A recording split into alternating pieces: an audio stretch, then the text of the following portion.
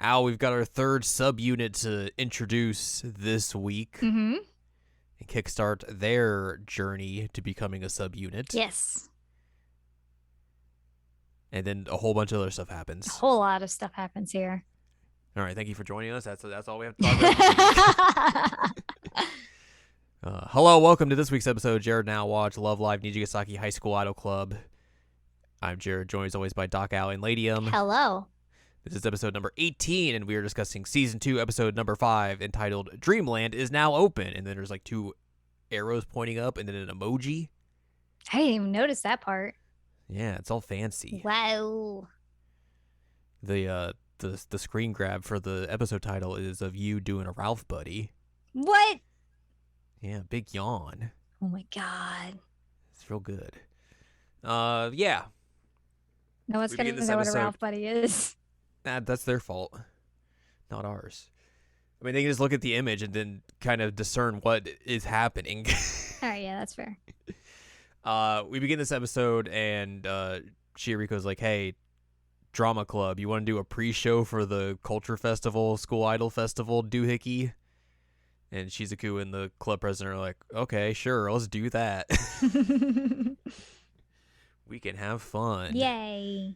And then the girls in the club room are like, we got to figure out our songs for the festival coming up. We're going to do our solo stuff. Also, we should do subunit stuff. And the quartz girls are like, yay. And then the Diver Diva girls are like, yay, we could do that too. Also, I's like, I want to do a bunch of puns. And Karian's like, no. And then I just like hits with some great puns. And Yu's just like all about them. I was texting you. I was like, that's me right now because I lost my at her puns. Yeah. Because I forget exactly what she said, but like assaking you or something like that, and then something about like carrying instead of carrying. I was like, that's good. I mean, like obviously whoever had to write the subtitles for that, good job on figuring out ways to translate the puns, but yeah. It was very funny, and you was just like slapping the table. She was having a good time there. Yep. Shizuku turns to you and is like, can we talk after this? I got some things I want to discuss. And you're like, all right, cool. I got you, dog. Essentially, we head to like the next day, and then Yu's very sleepy. Ralph buddy. And Ayumi's like, let's go shopping. And Yu's like, I got plans. I can't do this. Sorry. Rain check. Yep. So Yu heads off to go see Shizuku, and Ayumi's like, I'm going to follow. Stealth. What? I thought she had plans. What is she doing going out there? Why is she with Shizuku? Oh, no. And I, at this point, I was like, oh, God, are they going to do Jealous Ayumi again? Because that was not a fun experience. But it at least turns out okay. Yeah, Setsuna randomly shows up, and Ayumi's like, you can't we're tailing them. And Setsuna's like, oh, cool. Fun. Which that made me feel a little bit better because it's like, all right, well, Ayumi's actually teaming up with Setsuna for this thing, so it's less like gross, jealous Ayumi. Yeah. Now it just feels like nosy Ayumi, which is less toxic. So Shizuku shows you her like book that she made because she wants to make a subunit with Ayumi and Setsuna. Mm-hmm. And she's like, I got this plan for a play that they can be in. It's basically Beauty and the Beast, but what if Ayumi and Setsuna were starring in it? Yeah. Without indirectly calling it Beauty and the Beast. That they never say the words, but they. Which like, go ahead. They could get away with saying that, right? Because like that's. I mean, I don't think that's like a copyrighted thing, right? That should be like public domain by now. It should be, but you never know. I guess better to be safe than sorry. I think probably the issue is that like they showed a scene at the top of the stairs with like the yellow dress and everything. Yeah. So it's very clear that they're referencing the Disney version of Beauty and the Beast. Right. And so if you're referencing that, like it's. Yeah. I think that's probably like, it. And specifically if like you're doing parody stuff in Japan, I think like it's even more iffier because like the copyright laws there are much different than they are over here. Mm-hmm. So makes more sense that way. But it's Beauty and the Beast. Literally yeah. Beauty and the Beast copy paste. Just IMU and Shizuku, not Shizuku, Setsuna. And we learned that apparently Shizuku just ships the two of them. Yeah. And she's just like, I don't know if this is good or not. I don't want this to be like weird or anything. I'm sorry. And Yu's like, this is amazing. I love it. I love it. It's real good. And then she also is like, but IMU could also be the beast. And he was like, yeah, I could see that. He's like, oh yeah. Yeah, I could see that. We've talked about this before on several of the other Love Live series that we've done. Man, this was some gay bait. Yeah. Yep. Definitely that's what was. Yep. Like, come on, just either do something canonical or don't just beat around the bush on it. Anyway. So they get off the train, they head over. They're going to go to like a school idol exhibit. They have to get tickets for it because it is very popular and busy, I guess. And apparently 4 people can get in on 1 ticket, which, all right. It's a very good deal. Yeah, and like convenient that 4 people are there. Setsuna and Aimi are still tailing them, and there's this little girl who comes up and is like, I got a balloon. Oh no, I'm falling. And they save the girl from falling. Yep. And they're like, here's your balloon. Have fun. The girl's like, thanks. And then that's when you and Shizuku are like, hey, what are you guys doing here? Yeah, and that's when they decide that the 4 of them will go together. And then Ayumi's like, I'm going to see a hero show with Setsuna. Yep. And Setsuna's like, yeah. So they go and see a hero show, and Setsuna is very into it because of course she is. Of course she is, and it was great. And like the best part is like they're in a crowd full of kids, and they're the only like older people in that crowd. Yep, it's fantastic. They had shown the poster earlier in the episode. I was like, oh hey, that's funny. Mm-hmm. But yeah, it's definitely just them and like a crowd of kids, and Setsuna is just like cheering them on, jazzed as heck. It's very good. It's very funny. It made me laugh a lot. So after that, they go. I'm trying to remember which way, because they go to 2 different things. I'm trying to remember which one they go to first. Didn't they try to go to the Ferris wheel, but it shut down? So okay, I didn't remember if they went to did the amusement park stuff first, or if they did the idol thing next. I don't remember which they did. I think they went to the amusement park and then the idol. I think that sounds right. Yeah. So yeah, they go to like an amusement park. I think that's in there, which you've seen in various Nijigasaki things over the course of time. Ride some rides here and there. With like a very creepy, like realistic looking, like leopard at one point. I think it's a leopard. I don't know. I don't know big. Yeah, on like the little merry-go-round. Yeah, I was like, why is that so realistic? Setsuna's having a great time. Aibu and you are like scared at points. Mm-hmm. And then they go to, like you said, they go to ride the big Ferris wheel, which we've seen again in a bunch of other Nijigasaki related media. And it's like temporary shutdown, can't ride it. And they're like, oh, bummer. And then that's when I think they go to the school idol exhibit, which is essentially like a history of Love Live, basically, but they don't really go out and say it. Yeah. But it's kind of like what they're looking at. It's just like a big museum showing off it's got Love Live and Love various Live school idol stuff. Flag. Yeah. So they're walking through that and just having fun, enjoying that, and then they run into a gremlin who's decked out in all the merchandise that she could buy. This legitimately killed me. I died at it. It was so funny. And it is none other than Lanju, who earlier in the episode she goes to Mia and is like talking to her, who they watch Yu's performance from the music program, and yep.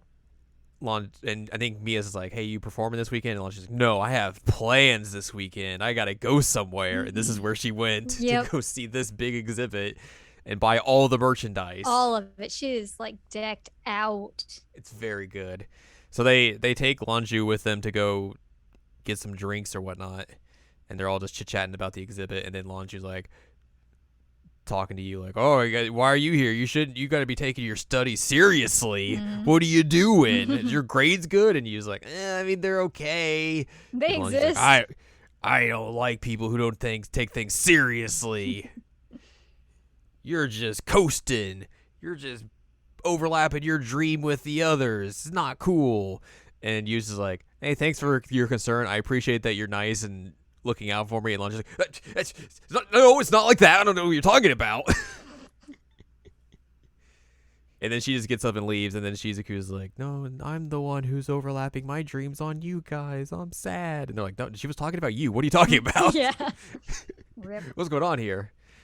They go to this little like stage that's in a park essentially, and Ayumu and Setsuna get up on stage to perform the play that Shizuku made, but they just basically try and ad lib it the whole thing Mm-hmm. and just do so to very humorous results. And then at one point, Shizuku gets up on stage and is like, "I'm the witch. I'm the one I'm that with turned you you into the guys. beast. But now you're nicer now, so it's all good. Yay!" Yay! And they're like, "Let's sing together." And they're like, "Yay!" And then they And don't. Yu's is like, "Yay!" Yeah, they don't sing. I do want to mention something.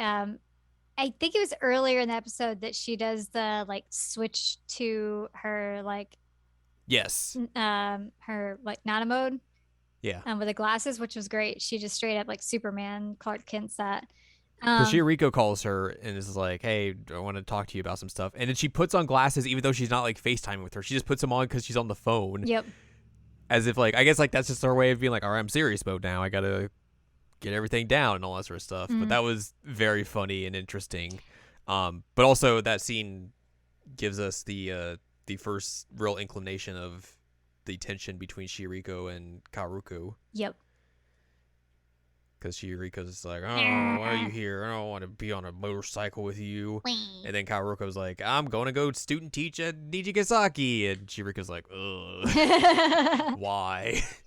um, the reason that I bring this up is that Setsuna like has that acting bit to her because she had to Yeah. act at that point.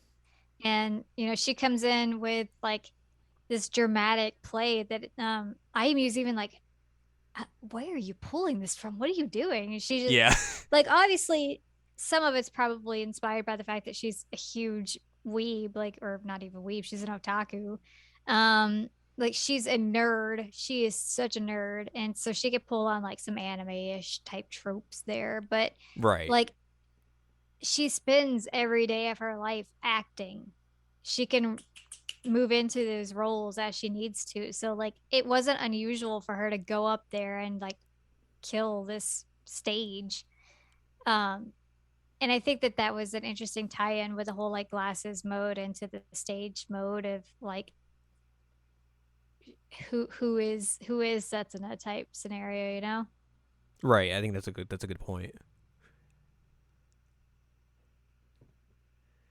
Um, but yeah, they do that, and they're very going into their subunit now. So I guess next episode we'll get the finale of their subunit arc, and we'll get a new song from them.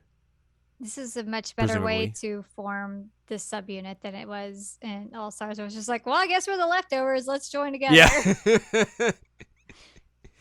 And also like how it's like Shizuku's idea. Yeah, I like that a lot. Mm-hmm. So they all go their separate ways, and then Ayumu and you ride the Ferris wheel. Mm-hmm. And Ayumi's like, "Hey, if you need help, I can help you." And he's like, "No, I got this. It's my turn now."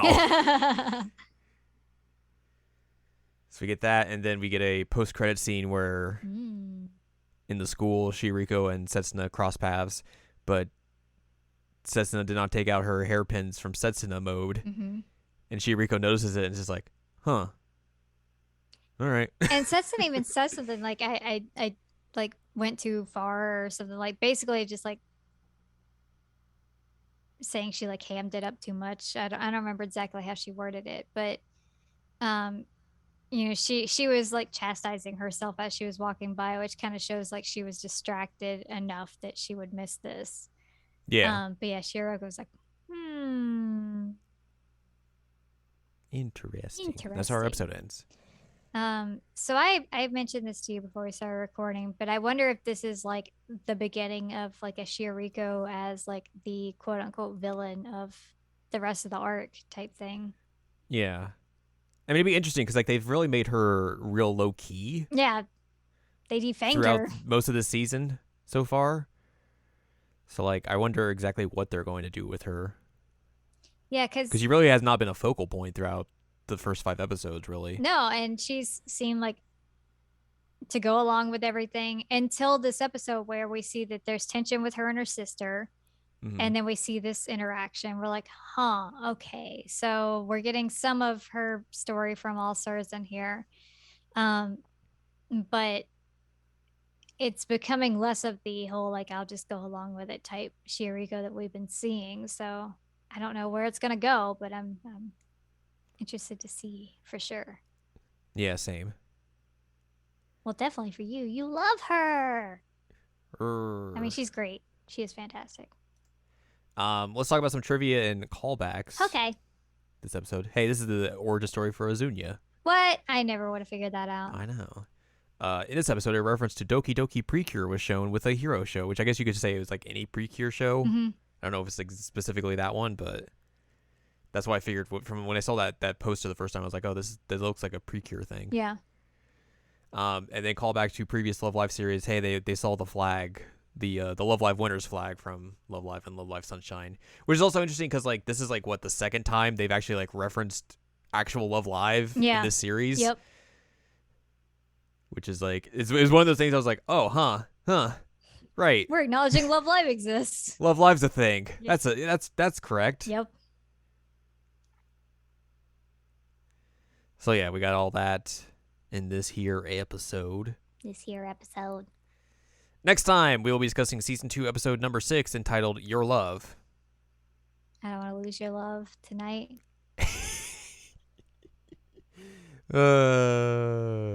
Sorry. No, that's exactly where I figured you would go. Random the outfield. Here we go. Exactly. We will get presumably the conclusion to this Azunia arc, and we'll see presumably what's going to happen with Shiriko and Setsuna after the post-credit scene. Yeah, Setsuna looks real stressed out in the preview. Yep. So we'll get all that next time. But if you'd like more from us, head on over to seasonalanimecheckup.com or sac.cool is where you can find past episodes of this podcast and other podcasts like Seasonal Anime Checkup OVA. You'll also find columns and reviews on the site as well. If you'd like more from Anladium, go to anladium.com. She's got columns and reviews. You can follow us on Twitter and TikTok at Anime Checkup. And you can buy our books, One Shiny Moment, A Critical Analysis of Love Live Sunshine, and Hot Tubs and Pac-Man on Amazon.com. So join us next time as we find out about your love tonight. Nice.